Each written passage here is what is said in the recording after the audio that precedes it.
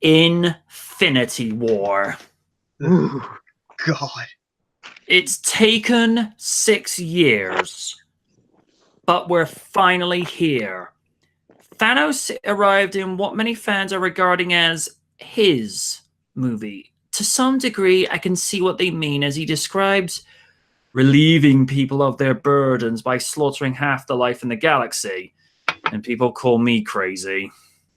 The acting is stellar, with this being the best portrayal of Iron Man by RDJ thus far.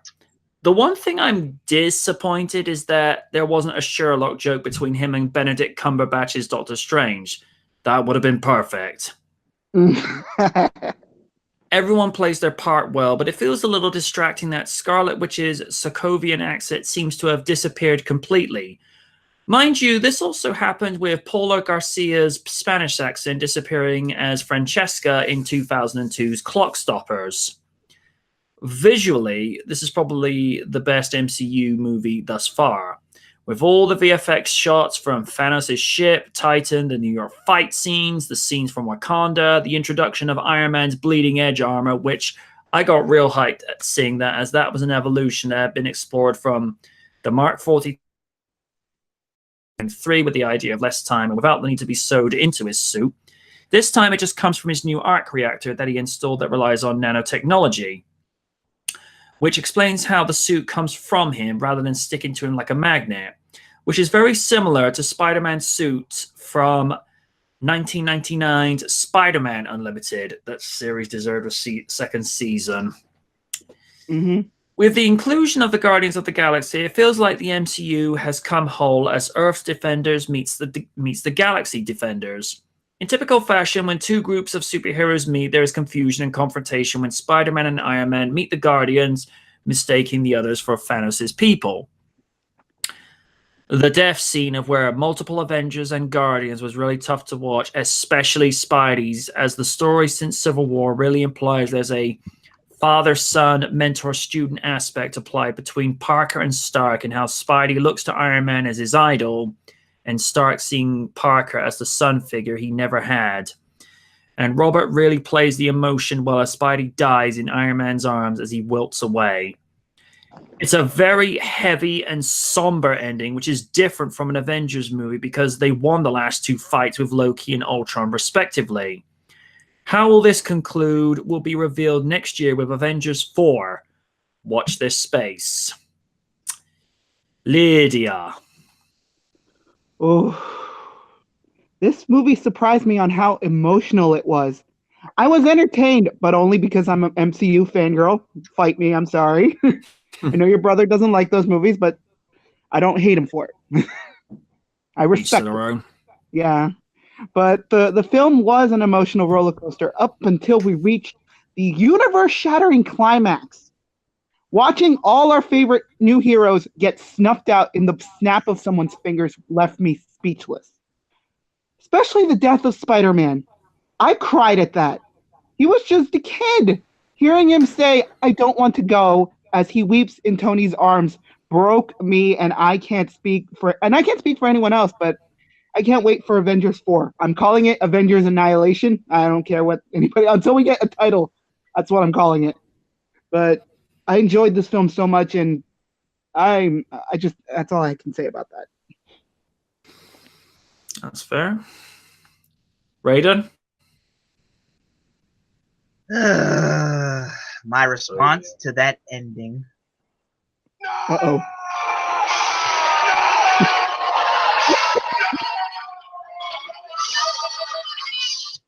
Man, okay, before I go to that scene, all in all, I just enjoyed every bit of it. You know, the beginning definitely told you what tone is going to be, and just from the introductions to the reintroductions of people, got you hyped, and you just want to see them fight to the end and win.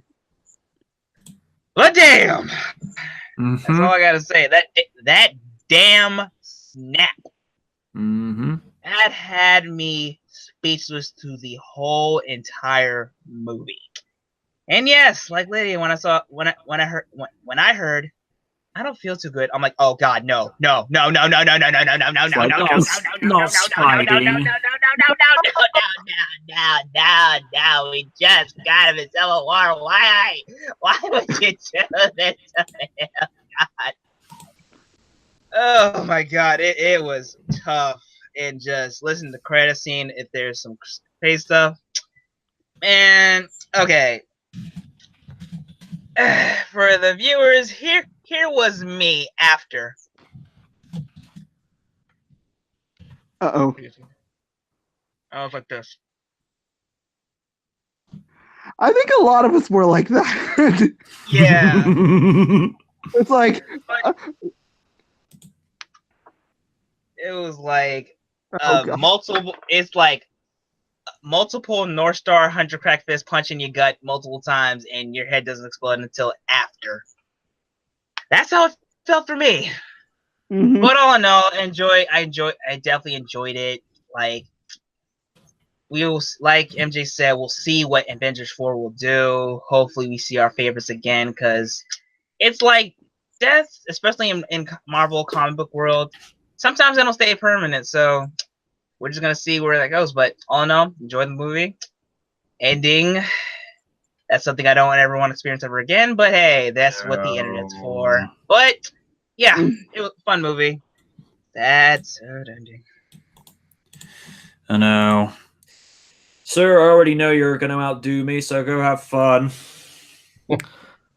Let's see. As someone who has been following the MCU since its inception, I was greatly anticipating the ultimate culmination of 10 years worth of continuity. And I gotta say, it's certainly one of the most unique experiences I've ever had watching a film, for better or worse.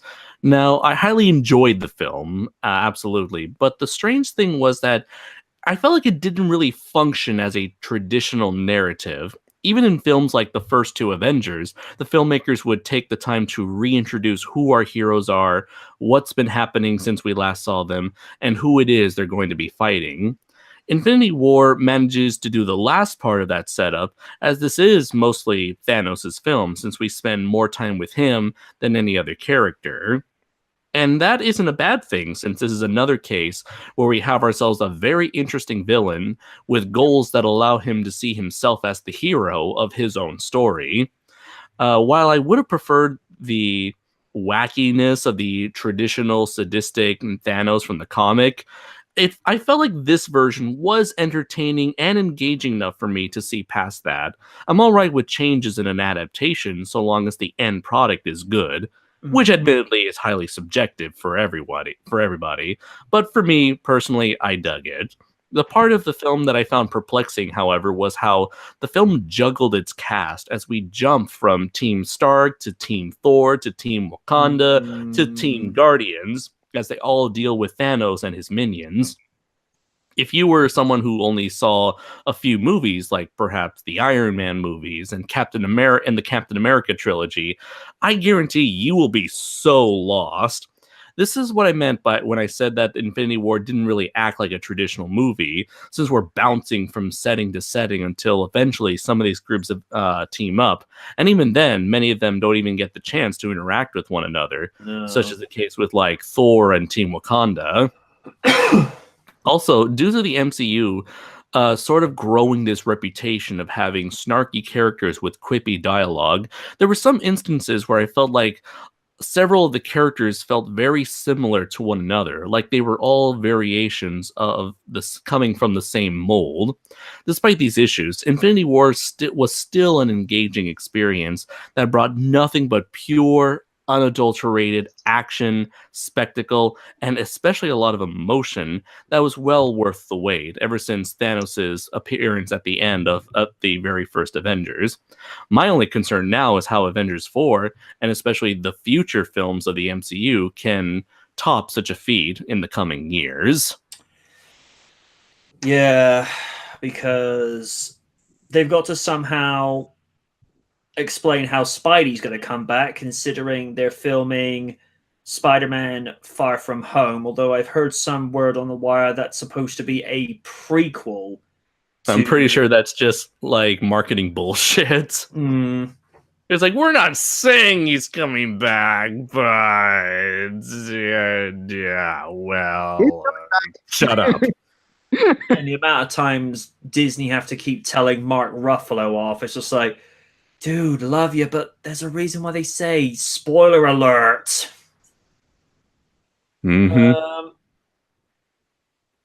And they got to find, and it'd be interesting to see how Hulk is brought back into action, because the theories that's been going around is that the reason Hulk didn't come back out is because apparently he's sick of pulling Banner out of the fire all the time, which, see, I was always under the impression that Banner had gotten control of the character, like the way he said in the first Avengers movie, well, that's my secret, Captain.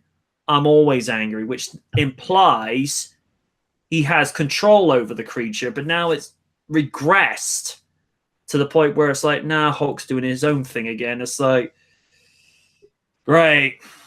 Hulk has PTSD. Oh, God. Can you imagine Hulk at PTSD counseling sessions, but talking with other people? Hulk needs a hug.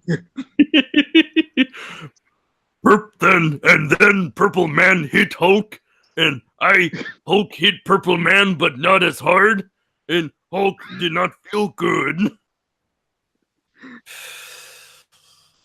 Yeah, that would be interesting. Well, the only thing I'm going to ask of Marvel Studios, and this is something I've been asking for a fair few years, you put out another Black Panther movie, not a problem. Put out another Spidey movie, not a problem. Another Avengers movie, that's fine. Just do me a solid. 3 simple words. Iron Man 4. That's all I want. Just one more Iron Man movie, because even RDJ has said he's got one Iron Man flick left in him. It's like, come on, give us what we want. And apart from that, I want a huge apology for Iron Man 3. That movie can go die in a fire. Just keep Shane Black away from it. Yeah. Well, I mean- apparently we're not going to see Captain America anytime soon, considering that Avengers 4 is rumored to be, not rumored, but I think it was announced to be Chris Evans' final film. I'm a cry. Because everyone was thinking that Tony Stark was going to snuff it in Infinity War, but no, Yeah. he's one of the few survivors, which I thought, okay, Marvel, you have me intrigued. Ironically enough, most of the survivors were all the original Avengers. It did kind of catch me off guard, and someone has basically asked, well, how are they all going to reunite? It's like, you do know because of Thor's new hammer, he can access the Bifrost and do dimension hopping. Yeah, basically. Mm-hmm. Although Random, oh good lord, he took it real personal when he heard the name of Thor's new hammer. He goes, what is the name of this new weapon? Stormbreaker. He goes, that's Beta Ray Bill's weapon. Oh, that is true. That is so true. Honestly, I doubt we're ever going to get Beta Ray Bill at this point. Yeah, I don't know if the audiences are ready for Horse Thor. Horse Thor, come on, give me Horse Thor. Everyone's acquainted with Rocket Raccoon and that cameo appearance by Howard the Duck. So I don't know why. I don't know. It's like you'd think with Thor Ragnarok that would have been like the perfect opportunity to have Beta Ray Bill as opposed to like Valkyrie, given that they're in space. Yeah, I know, but they were. Even the director said they were, forcibly going for diversity. Here's the thing, and this is something that even Raiden has said: diversity can be great, but when you force it, no one's going to want it. Well, luckily, Valkyrie was a decent character. She was. So this was diversity done right, in my opinion. Yeah.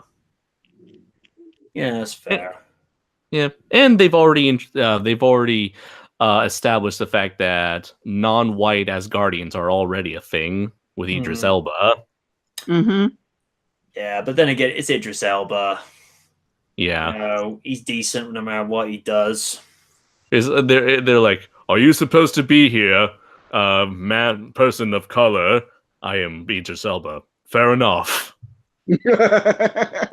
Well, it's in it's in the same context when, because I had to explain this to someone that, took I wouldn't say offense, but sort of questioned Samuel L. Jackson playing Nick Fury. I'm like, see, here's the thing. I don't see, that issue. All I see is a damn good actor playing Nick Fury. Plus, it's Samuel L. Jackson. There's very few times the man picks a bad movie, which I don't think he's ever really done that too often. Not really. Yeah. Even if he's ever been in a bad movie, like say The Spirit, he's always usually the good thing about it. Toilets are always funny. No, they're not. That does remind me when it came to like recasting and changing certain the ethnicity of certain characters. I was rereading Spider-Man the other day, which was the crossover between regular Spider-Man, mainstream Spider-Man, and Miles Morales. And the Ultimate Nick Fury was talking to 616 Spider-Man, and he was like, "So, do you got a Nick Fury in your universe?" Yeah. Except he's an asshole and he's white. I'm sorry to hear that. Of course, at one point they actually had David Hasselhoff playing Nick Fury in was it Nick Shield Adventures of Nick Fury or something to that degree? Right, like Nick Fury, Captain of S.H.I.E.L.D. or whatever. Agent of S.H.I.E.L.D., yeah, something like Nick that. Fury, Agent of S.H.I.E.L.D. Oh, right. From what I understand, that was a very short-lived series as well. Because let's be honest, the only two things Hasselhoff is really going to be remembered for is Baywatch and his most famous one, Knight Rider. But then again, it's Michael Knight. What's not to like? Right. Wasn't there like a Baywatch spinoff where he was like some sort of detective? Baywatch Nights. Oh, that was a thing. Do you think that was like an attempt to recapture the sort of magic from Knight Rider? Yeah, from what I understood, because I only ever saw bits and pieces, the first part of the season started out like a somewhat decent Private Eye series, but as the series moved on, it waned into more of the sci-fi element where Edward Mulhare, his co-star from Knight Rider, was actually responsible for bringing back Neanderthals in one episode. I'm like, okay, this is Baywatch. And of course, he also cameoed as Mitch Buchanan in the Baywatch movie with The Rock, where it's Mitch to Mitch, which I thought, okay, that's interesting. And then there's the end credits scene where they're talking to each other, saying, "So, am I going to be in the next movie?" He goes, "Sure." And from what I heard, that movie did not do well at all. No, it did not. Nope. I mean, I love The Rock, but I think that's one of those times where he did not pick that movie role particularly well. I mean, don't get me wrong. It's a nice idea trying to update Baywatch, and obviously The Rock has got the right body type for that, but it's just on that one, no. Just no. Although I did like... Go on. Yeah. Oh, I was going to say, before we move on from the subject of why am I blanking on his name? on David Hasselhoff, I will say that for people of my generation, he'll always be remembered for his most famous cinematic outing, the SpongeBob movie. Yeah. Yes. Shame what happened with the creator. That was Yeah, that was a shock. Rest in peace, Steven Hillenberg. Mm-hmm. Yeah. I think my most favored memory of SpongeBob. And Pete, if you're out there listening to this, you know what episode I'm talking about. Went round to his house one time, and it was the episode where SpongeBob and Patrick were being censored every. Yeah. Hey, Patrick, how that big are you? And at the very end, it's revealed that those are the actual noises they're making. We were just laughing in hysterics. It was like, oh, I see. It's similar to that band episode of Dexter's Laboratory where there's like multiple bleeps throughout the episode, which to this day has still never been shown on Cartoon Network. Right. Oh boy. Yeah.